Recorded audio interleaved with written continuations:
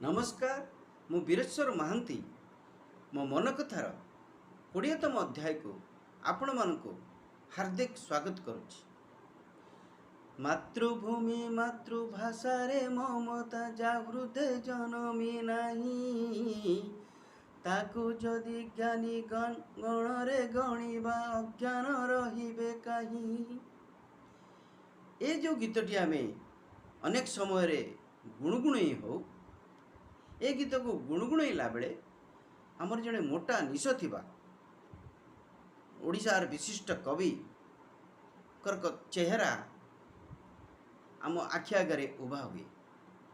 से होचंती ओडिशा ओडिया साहित्याकाशर उज्जवल नक्षत्र प्रकृति कवि स्वभाव कवि गंगाधर मेहर।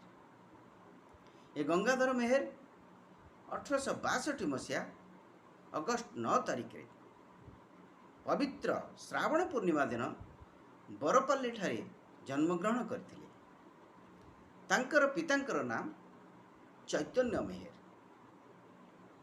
गंगाधर मेहर को केवल प्रकृति भाव में संबोधन करा जाय नाही, तांकु रंगा जीव गंगाधर मेहर, प्रचंड कल्पना विलासी गंगाधर मेहर, अभाव कवि गंगाधर मेहर एभली विभिन्न भाव में संबोधन करा जाए।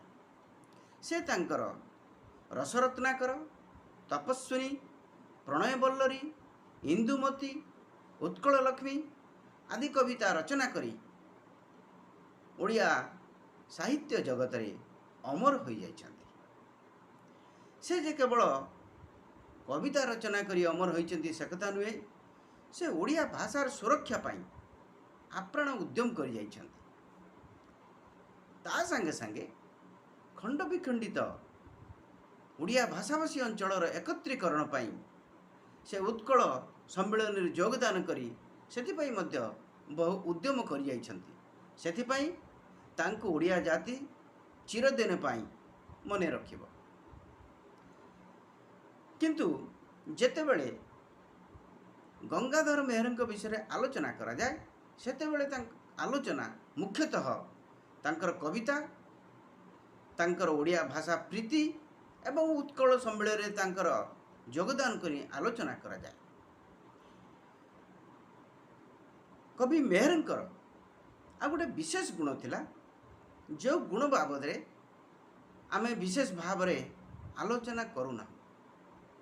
से होची कवि बहु कृषि कविता कृषि संगीत रचना करथिले एवं से सबको प्राय 29टी कृषि संगीत से रचना करथिले एवं कृषि संगीत माला रे से सब प्रकाशित होइतिला।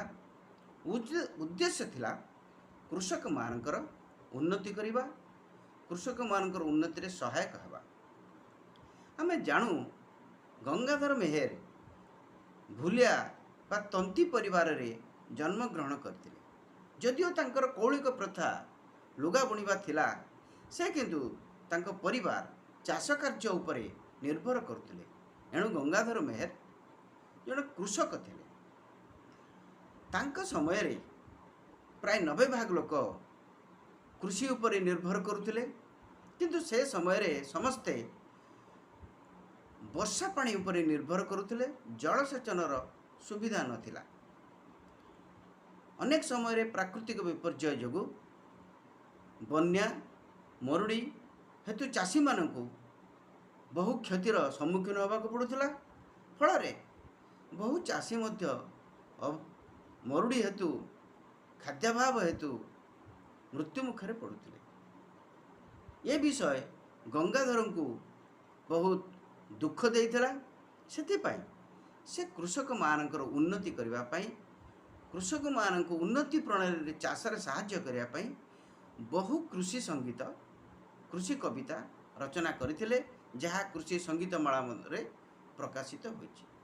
सबु प्रकार चाष धान, आखु, बादाम, मुग, कंदमूल, जेते पोटल, जेते प्रकारर पनीपरिबा चाष एवं फल आंब, बेल, कमला, कदली ଯେତେ ପଣସ ଯେତେ ପ୍ରକାରର ଫଳ ପନିପରିବା ଏ ସମସ୍ତ ଉପରେ ସେ କବିତା ରଚନା କରିଥିଲେ ଏବଂ କିପରି ଭାବରେ ଭଲ ଭାବରେ ଚାଷୀମାନେ ଚାଷ କରି ଅଧିକ ଉତ୍ପାଦନ ପାଇପାରିବେ ସେଥିପାଇଁ ସେ ତାଙ୍କ ସଙ୍ଗୀତ ମାଧ୍ୟମରେ ସମସ୍ତଙ୍କୁ ସୂଚାଇ ଦେଇଥିଲେ। ସେ ସମୟରେ ମଧ୍ୟ ମିଶ୍ରିତ ଚାଷ ଉପରେ ଗୁରୁତ୍ୱ ପ୍ରଦାନ କରିଥିଲେ ଏବଂ ଛାଇ ଜାଗାମାନଙ୍କରେ ଅଦା ହଳଦୀ ଇତ୍ୟାଦି ଚାଷ କରିବା ପାଇଁ ମଧ୍ୟ ସେ ପରାମର୍ଶ ଦେଇଥିଲେ। ଜୈବିକ ଉପାୟରେ ଚାଷ କରିବା ପାଇଁ ଗୋବରକୁ ଖତ ଭାବରେ ବ୍ୟବହାର କରି ଜୈବିକ ଉପରେ ଚାଷ କରିବା ପାଇଁ ସେ ଗୁରୁତ୍ୱ ଆରୋପ କରିଥିଲେ ଏବଂ ବୈଜ୍ଞାନିକ ପ୍ରଣାଳୀରେ ଚାଷବାସ କରିବା ପାଇଁ ସେ ସମସ୍ତଙ୍କୁ ଆହ୍ୱାନ କରିଥିଲେ। ଆଳୁ ସଂରକ୍ଷଣ କିଭଳି ଭାବରେ ହୋଇପାରିବ ଏବଂ ଆଳୁର ବିହନ କିପରି ଭଲ ଭାବରେ ସଂରକ୍ଷଣ ହୋଇପାରିବ ସେ ବାବଦରେ ମଧ୍ୟ ସେ ତାଙ୍କର କବିତା ମାଧ୍ୟମରେ ସୂଚାଇ ଦେଇଯାଇଛନ୍ତି। ସେ ଫଳ ଚାଷ ପାଇଁ ମଧ୍ୟ ବହୁ ଗୁରୁତ୍ୱ ଆରୋପ କରିଥିଲେ।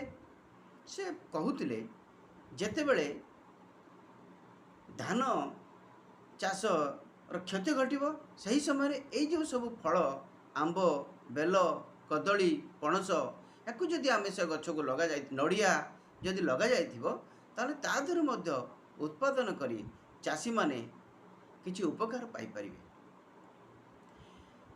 ଚାଷ କାର୍ଯ୍ୟ ସାଙ୍ଗକୁ ସେ ମଧ୍ୟ ଗୋପାଳନ ଉପରେ ବିଶେଷ ଭାବରେ ଗୁରୁତ୍ୱ ଆରୋପ କରିଥିଲେ। କିଭଳି ଭାବରେ ଉନ୍ନତ ପ୍ରଣାଳୀରେ ଗାଈମାନଙ୍କୁ ରଖାଯାଇପାରିବ ଏବଂ ସେମାନଙ୍କର ଯତ୍ନ ନିଆଯିବ ସେ ବାବଦରେ ମଧ୍ୟ ସେ ବହୁ କଥା ତାଙ୍କର କବିତା ମାଧ୍ୟମରେ ସୂଚାଇ ଦେଇଯାଇଛନ୍ତି।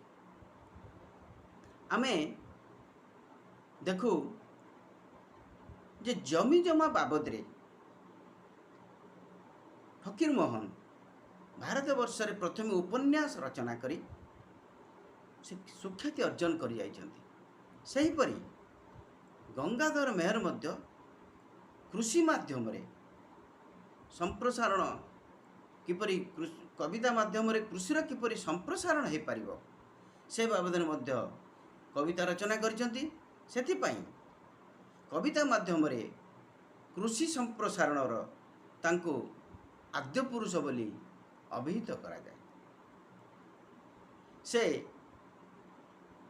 କୃଷକମାନଙ୍କର ଦୁଃଖରେ ଯେହେତୁ ବ୍ୟଥିତ ଥିଲେ ସେଥିପାଇଁ ସେ ଯେଉଁ କୃଷି ସଙ୍ଗୀତମାଳା ରଚନା କରିଥିଲେ ସେଥିରେ ଅନ୍ନର ମହିମା କୃଷିର ଗୌରବ କୃଷକର ଆତ୍ମକଥା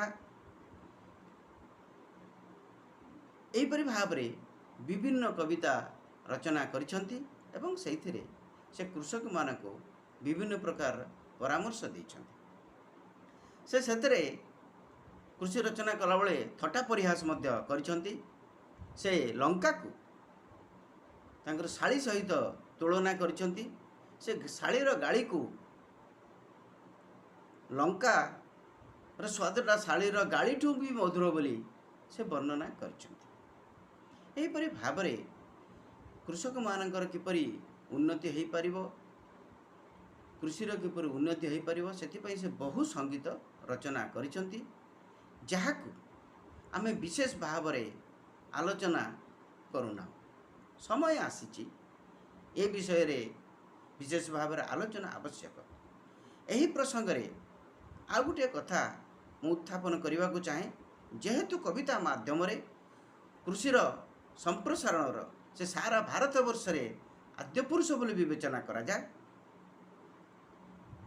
ତାଙ୍କ ନାମରେ ଗୋଟିଏ କୃଷି ବିଶ୍ୱବିଦ୍ୟାଳୟ ଯଦି ଓଡ଼ିଶାରେ ସ୍ଥାପନ ହୋଇପାରନ୍ତା ବୋଧହୁଏ ତାଙ୍କ ପ୍ରତି ଉଚିତ ସମ୍ମାନ ହୋଇପାରନ୍ତା। ଏହି ମହାପୁରୁଷ 1924 ମସିହା ଏପ୍ରିଲ 4 ତାରିଖରେ ଚୈତ୍ର ଅମାବାସ୍ୟାରେ ତାଙ୍କର ମହାପ୍ରାଣ ହୋଇଥିଲା। ସେ ଶ୍ରାବଣ ପୂର୍ଣ୍ଣିମାରେ ଆସି ଓଡ଼ିଆ ସାହିତ୍ୟାକାଶକୁ ଆଲୋକିତ କରିଥିଲେ ଏବଂ ସେହି ସାହିତ୍ୟାକାଶରୁ ଅନ୍ଧାର କରି ସେ ଚୈତ୍ର ଅମାବାସ୍ୟାରେ ବିଦାୟ ନେଇଥିଲେ। ସେ ଯାହା ହେଉ ତାଙ୍କର ଲେଖନୀ ଚାଳନା ପାଇଁ ସେ ଅମର ହୋଇ ରହିଛନ୍ତି ଏବଂ जो कृषि कथा मु आज आलोचना कली कृषिर उन्नति पाई से जो संगीत रचना कर जाइछन्ति सेथिपाई मध्य से अमर होई रहिछन्ति। एणु तांकु भारतर कविता माध्यम रे कृषि संप्रसारणर आद्य प्रवर्तक बोली अभिहित करा जाए। आज मु मोर ए अध्यायटी एटी शेष करुच्ची। आपण मानकु ए अध्याय किपरि लागिला आपण मानकर मतामत दे जणाइबे। जदि भल लगी थाए शेयर करिवे, लाइक करिवे, सब्सक्राइब करिवे। नमस्कार। वंदे उत्कल जननी।